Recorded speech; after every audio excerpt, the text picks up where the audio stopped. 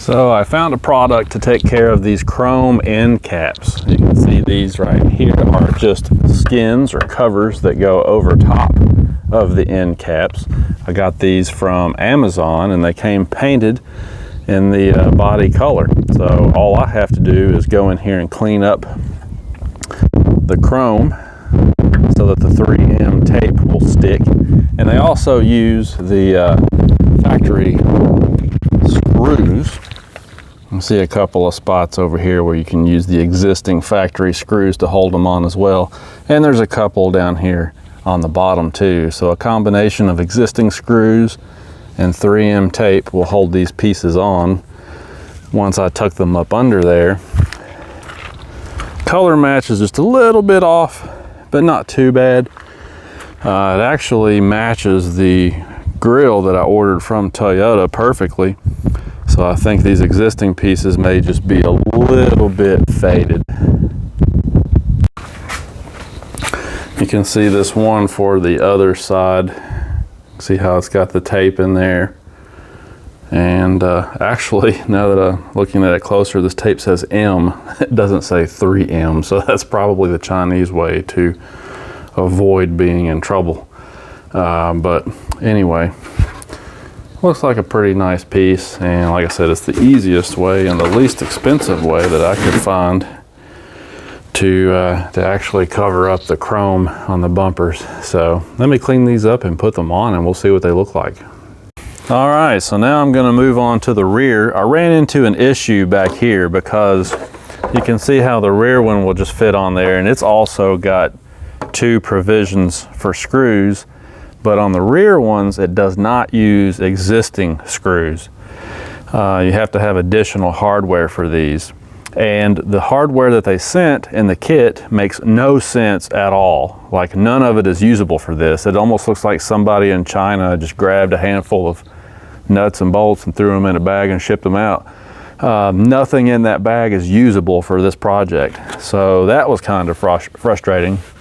So I had to make a quick run up to the hardware store and grab some hardware for these two.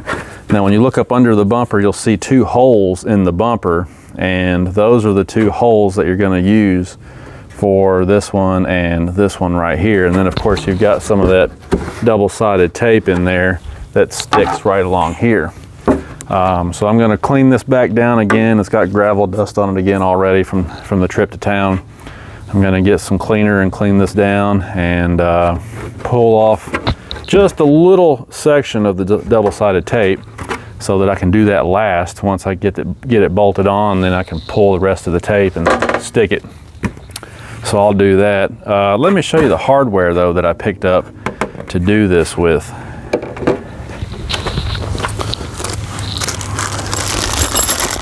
So something like this is what you're gonna want, or at least that's what I'm gonna use. See these little clips here? Hopefully the camera's doing it justice. And then I got some bolts.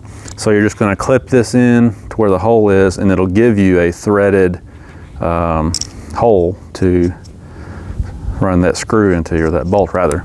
So I'm gonna use those, and that should clip it onto the bumper pretty firmly. All right, I'm a little bit out of breath, but that one's done. And it did take a little bit of finesse to get that up in there. I had to use my plastic trim tool here. It's really handy to have a set of those, because what you have to do is pry up on the factory plastic there and kind of tuck this cover up under there. And you know, these things are not perfect. If you look really closely, you can see a couple of places there where the chrome shows through, but I mean, back from a distance you can't tell it at all, and it's going to look way better than the chrome. So like I said, this was the least expensive option that I could find to eliminate the chrome end caps on these bumpers. Now I did tear off the red tape, and come on camera, you know, it's stuck pretty good down through there. The kit does have, if I can find it, can't find it, but it does come with a little tube of alcohol. And what you're gonna do is clean this down and then Actually, that stuff that they give you is kind of an adhesive promoter, basically. And it's got a little brush, looks like a fingernail polish brush. Gonna go up and down through here and spread that around. And then that way the tape will stick even better. So, and you can see the hardware up under there. There's one of them. The other one over here. So that's how it attaches. And now, since it's tucked up under the plastic and it's got the tape over here and bolts underneath, it's kind of secure from all directions. And so it should make it through the car wash just fine. It should hold up pretty well over time. I mean, it should be just as durable as the factory body color bumpers, because I noticed those are actually plastic, believe it or not.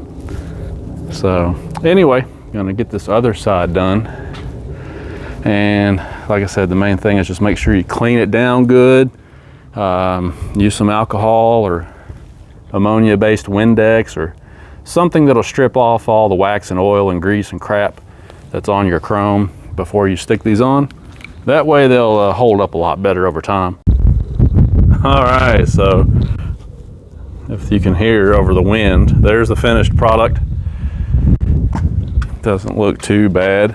Truck is filthy. That's the next thing I gotta do, is wash this nasty truck. But man, I just can't tell you how much better it looks with everything body colored. That's the way that it should come from the factory, body colored. I like the sport appearance package on the Ram that I had, because it came body colored front and rear like this. Sun glare. Sorry about that. Doesn't it look a lot better though? Now, like I said, these things are not perfect, because if you get real close to them, you can see a little bit of chrome sticking through. And that's one of the complaints. See a little bit of chrome shining through. If you read through the Amazon reviews, that's one of the complaints on these, is that they don't cover perfectly. But I mean, for the money that you pay for them, they're not bad. And like I said, most people, probably 9 out of 10 people, will never notice that. And it really changes the appearance. So that's going to basically wrap up the build on this truck. Did the 5100 Bilsteins up front on the top setting, got 2 inches out of it up there. So then I came to the rear and did a 1-inch block, and I think the stance is perfect. Those wheels are 18 by 9 with a positive 18 millimeter offset, and they of course stick out just a little bit past the fenders, which is exactly what I wanted. Tires are 275/70s, which is basically a 33/1150. I was shocked to find out that they still rubbed, so I bought some washers and shimmed the bumper out, and you can tell it too. I actually need to get in there in my free time and kind of align it a little bit better, but you can see where it got shimmed out a 1/2 inch, and that gave me enough clearance to fit these tires in there. I even put my little aero deflectors back on. Man, I want every bit of fuel economy I can get out of this thing right now, with gas prices going nuts again. There's a look at the rear. And again, that positive 18 offset just sticks out a little bit. And then I moved on to doing a couple of cosmetic mods, just making the truck look a little bit better. Changed the exhaust, but then I went back to stock because the drone inside the cab was horrible. Tinted the windows, to the front windows that is, to match the rear ones, because the rear of course had the factory tint on them. And then when all this was done, I trimmed the top of the AM/FM antenna. I had to trim about 3 inches off the top of it so that it would fit in my garage without banging and clanging around.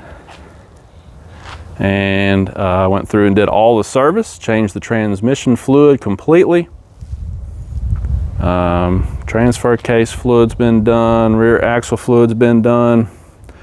Put new Bilsteins on the rear for shocks. Just doing some basic 100,000 mile maintenance. So I think the next video I'm gonna do is a little bit of discussion about this Toyota truck at 100,000 miles, how it's held up, you know, just basically how the truck is doing at 100,000 compared to some of the other brands that I've had at 100,000, like Ford, for example. That should be an interesting video coming up, but it's windy out here. I know it's probably screwing around with the audio. So for now, guys, I'm out. And as always, I appreciate you guys watching. If you got questions specifically about these bumper end cap covers, leave them below. I can post up a link maybe to the vendor where I got them from. Should still be available. And like I said, this is the magnetic gray color. They came like this, so I didn't have to paint them or anything. But there she is. And now that I got the truck done for now, I'm going to focus on getting this Challenger ready. I've got a few things I need to do to it. It's got just a little bit of body work that needs to be done, a little bit of paint correction, and then I got to go through and service it. But really, that's about all the car needs, I think. So after that, I'm going to start saving pennies for a supercharger kit, which should be a lot of fun. So stay tuned for that. And of course, we're going to get out in the trails and do some off-road fun too. So thanks for watching, guys. I'm out of here.